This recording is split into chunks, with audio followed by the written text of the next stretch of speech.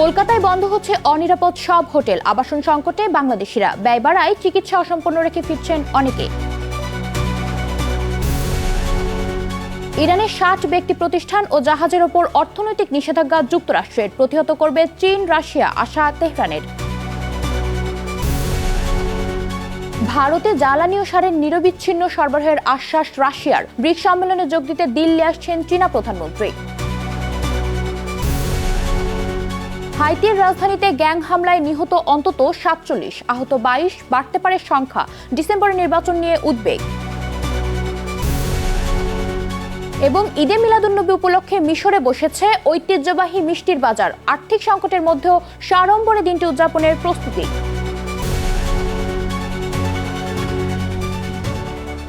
বিশ্বজুড়ে ঘটে যাওয়া দিনের গুরুত্বপূর্ণ ঘটনাবলী নিয়ে আরটিভির নিয়মিত আয়োজন সারাদিনের বিশ্ব। আপনাদের সঙ্গে আছি আমি জিল নবী। কলকাতার নিউ মার্কেটে অগ্নিকাণ্ডের পর একে একে অনিরাপদ হোটেলগুলো বন্ধ করে দিচ্ছে প্রশাসন। ফলে চরম বিপদে পড়েছেন বাংলাদেশি পর্যটক ও রোগীরা। জরুরি চিকিৎসার জন্য এসেও থাকার জায়গা পাচ্ছেন না অনেকে। এই সুযোগে 2 থেকে 3 গুণ ভাড়া হাঁকাচ্ছে কিছু অসাধু হোটেল ব্যবসায়ী। আবাসন সংকট ও অতিরিক্ত খরচের কারণে চিকিৎসা অসম্পূর্ণ রেখে দেশে ফিরতে বাধ্য হচ্ছেন অনেকে। পরমাশিস ঘোষ রায়ের তথ্যচিত্রে বিস্তারিত জানাচ্ছেন সামিউল শিহাব। প্রবীণ বাবাকে নিয়ে ফুটপাতে দাঁড়িয়ে আছে ছেলে, পেছনে বন্ধ হোটেলের তালাবদ্ধ গেট, হাতে চিকিৎসার ফাইল, চোখে চরম অনিশ্চয়তা। কলকাতার নিউ মার্কেটে এমন দৃশ্য এখন নিত্যদিনের। 2-3 বার করে রুম চেঞ্জ করতে হয়েছে। এখন এক জায়গায় আসছি, রুম কম দামি রুম বেশি দামি নিচ্ছে, এখন মানুষ হ্যারেস হচ্ছে। মির্জা গালিব স্ট্রিটের আবাসিক হোটেলে ভয়াবহ অগ্নিকাণ্ডে 9 জনের প্রাণহানির পর নড়েচড়ে বসেছে স্থানীয় প্রশাসন। নথিপত্র ও অগ্নি নিরাপত্তা না থাকায় একযোগে বন্ধ করে দেওয়া হয়েছে প্রায় 2 শতাধিক হোটেল। আর তাতেই মারাত্মক দুর্ভোগে পড়েছেন ভারতে ভ্রমণ ও চিকিৎসা নিতে আসা হাজার হাজার বাংলাদেশি। আমরা এখানে এসে হোটেল পাচ্ছি না, এবং হোটেল যাও পাচ্ছি ডিমান্ড বেশি। কেউ হোটেল বদলাচ্ছেন, কেউ আবার নতুন করে থাকার জায়গা খুঁজছেন। ফলে তৈরি হয়েছে অনিশ্চয়তা ও ভোগান্তি। ধরেন ভিতরে একটা আতঙ্ক থাকে যে হোটেল পাই না, পাইলেও ধরেন পুলিশে হ্যারেস করে। সবচেয়ে বেশি বিপদে পড়েছেন জটিল রোগে আক্রান্ত রোগী ও তাদের স্বজনরা। জরুরি কেমোথেরাপি বা অস্ত্রোপচারের জন্য হোটেলে আগাম বুকিং দিয়ে কলকাতা গিয়েও হোটেল খালি করার নির্দেশে থাকার জায়গা পাচ্ছেন না তারা। বুকিং ছিল কিন্তু পরবর্তী সময় হোটেল বন্ধ হয়ে গেছে। পরবর্তীতে সময় ওরা হঠাৎ করে বন্ধ করে দিয়েছে, মিনিস্টার আসছে, ঢুকতে দেয় নাই। সন্ধ্যার পরে আমরা ঢুকছি, আবার সকাল নাই হইতেই বেরেন আমরা কোথায় যাব? এই সংকটকে পুঁজি করে অসৎ উপায় অবলম্বন করছেন কিছু হোটেল ব্যবসায়ী। খালি পাওয়া সামান্য কিছু ঘরে চাওয়া হচ্ছে 2 থেকে 3 গুণ ভাড়া। 500-600 রুপির সাধারণ একটি রুমের দাম হাঁকানো হচ্ছে 1,500 থেকে 2,000 রুপি। 800 টাকার ভাড়া 1400 টাকা দিতে হচ্ছে। হোটেল পাচ্ছে না, পাবলিক কি করবে? অতিরিক্ত ভাড়ার যোগান দিতে গিয়ে চিকিৎসার খরচে কাটছাঁটে বাধ্য হচ্ছেন সাধারণ মানুষ।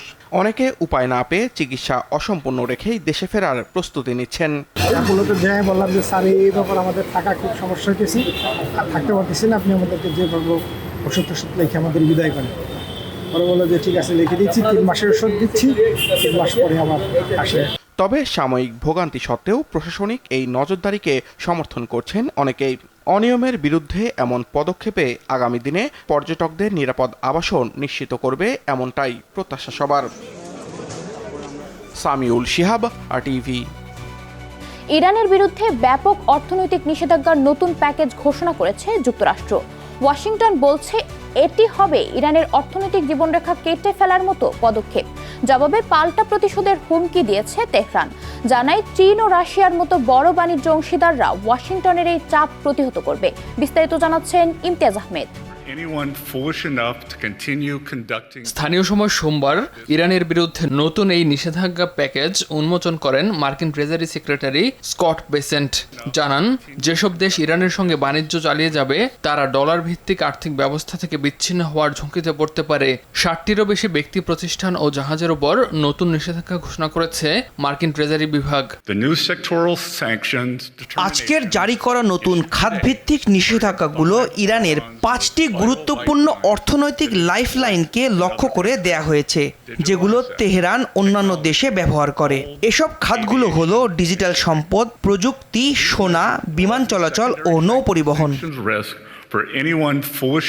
প্রয়োজনে সামরিক জবাব দেয়া হতে পারে। বেসেন্টের ঘোষণার আগে এই হুঁশিয়ারি দেয় ইরান। উপসাগরীয় অঞ্চল থেকে তেল রপ্তানি আরও কমিয়ে দেওয়া হতে পারে বলেও জানায় দেশটি। ঘোষণার পর ইরানের অর্থমন্ত্রী আলী মাদানিজাদেহ বলেন, তার দেশ মার্কিন নিষেধাজ্ঞা মোকাবিলায় পুরোপুরি প্রস্তুত। মার্কিন নিষেধাজ্ঞা মোকাবেলায় ইরান পুরোপুরি প্রস্তুত। কোনোভাবেই ইরানের অর্থনৈতিক লাইফলাইন বিচ্ছিন্ন করতে পারবে না ওয়াশিংটন।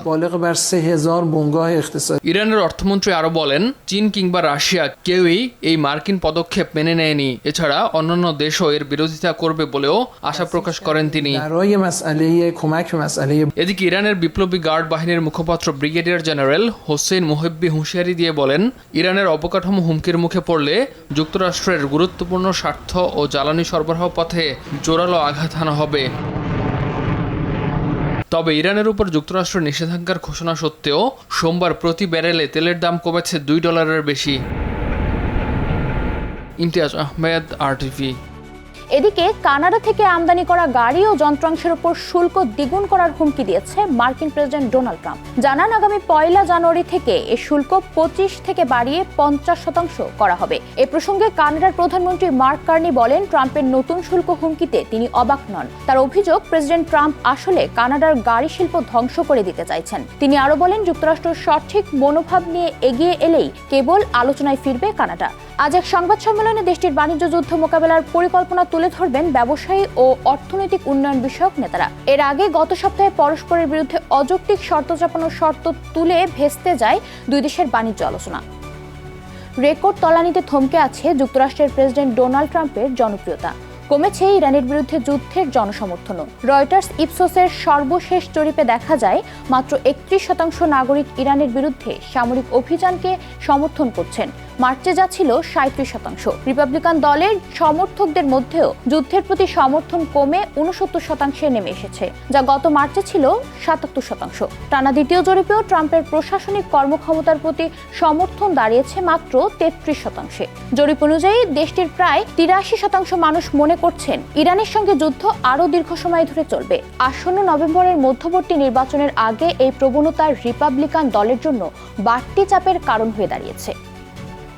পশ্চিম এশিয়ার সংকটের মধ্যেও ভারতে জ্বালানি ও সারের নিরবিচ্ছিন্ন সরবরাহ বজায় রাখার আশ্বাস দিয়েছে রাশিয়া। মস্কোতে রুশ প্রেসিডেন্ট ভ্লাদিমির পুতিনের সঙ্গে বৈঠক শেষে একথা জানান ভারতের পররাষ্ট্রমন্ত্রী এস জয়শঙ্কর।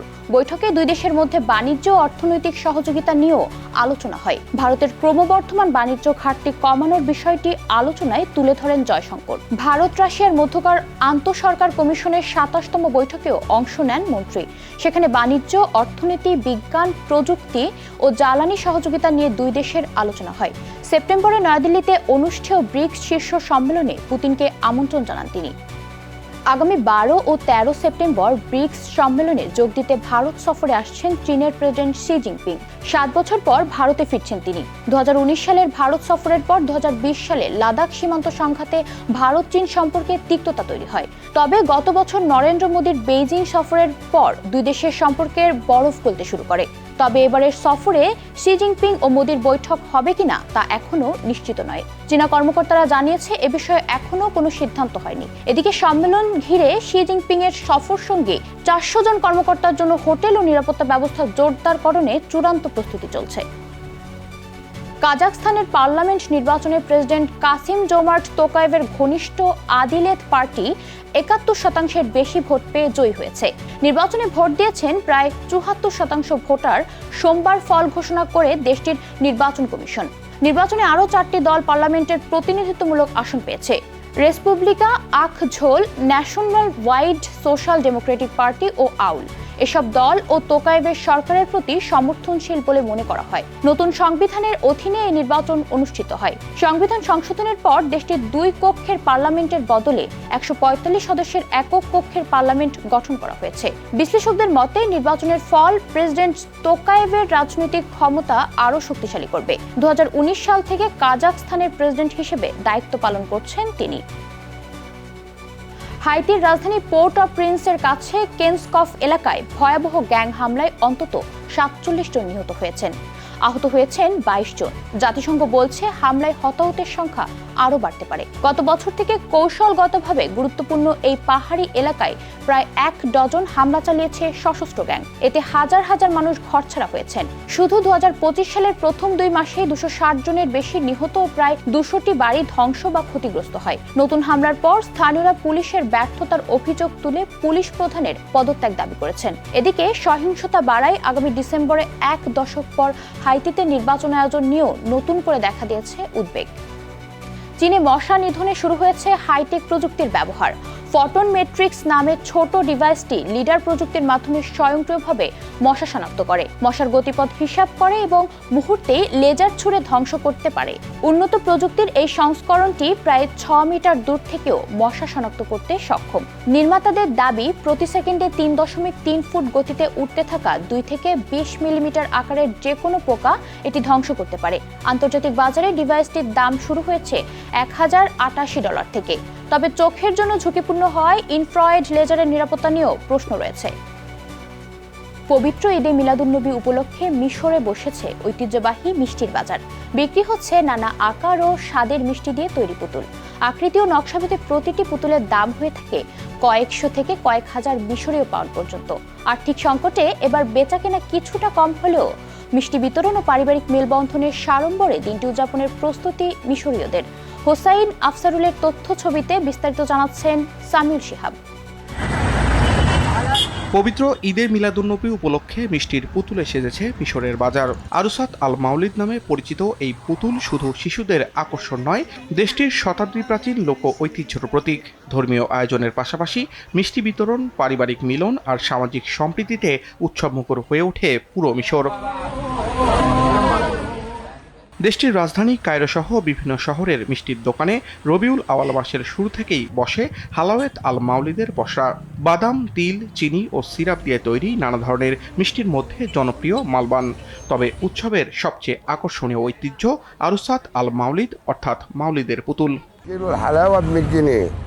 তবে গত বছরের তুলনায় এবারের বেচাকেনা কিছুটা কম বলছেন বিক্রেতারা। মানুষের হাতে অর্থ কম থাকায় কম পরিমাণে মিষ্টি কিনছেন ক্রেতারা।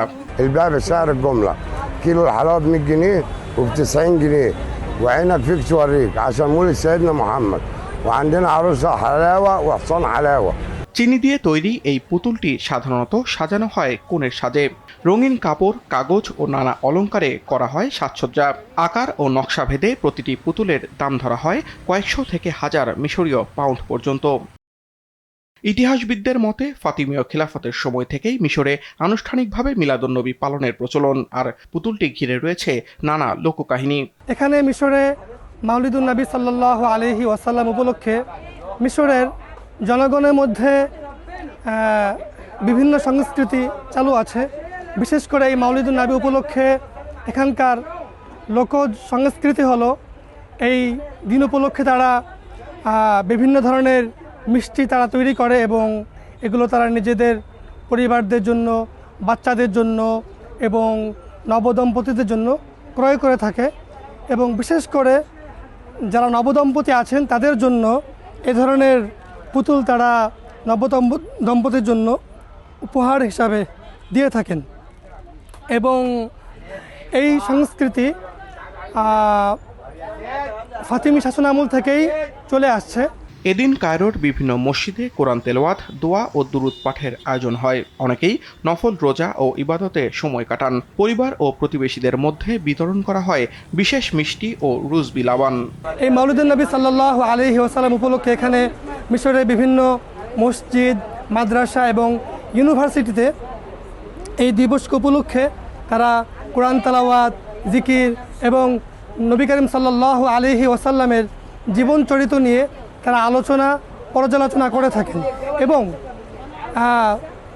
যেন মানুষের জনমনে নবীজির এই জীবন চরিত্র, নবীজির সামাজিক, পারিবারিক এবং এই জীবনটা যেন তাদের জীবনে তারা লালন করতে পারেন এবং পালন করতে পারেন, এ নিয়েও তাদের মধ্যে ব্যাপক আলোচনা এবং পর্যালোচনা বিভিন্ন মসজিদ এবং ইউনিভার্সিটিতে হয়ে থাকে।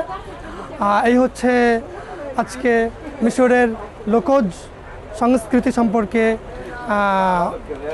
আমাদের এই কথা। আসসালামু আলাইকুম ওয়া রাহমাতুল্লাহি ওয়া বারাকাতুহু। সব মিলিয়ে ধর্মীয় আবহের পাশাপাশি ইতিহাস, লোকসংস্কৃতি ও সামাজিক সম্প্রীতির এক অনন্য উৎসবে পরিণত হয় মিশরের পবিত্র ঈদে মিলাদুন্নবী। সামিউল শিহাব, RTV। আর এরই সাথে শেষ করছি সারাদিনের বিশ্ব। RTVর সাথে সংযুক্ত থাকুন, মতামত জানান RTVর সামাজিক যোগাযোগ মাধ্যমগুলোতে। সবাই ভালো থাকুন।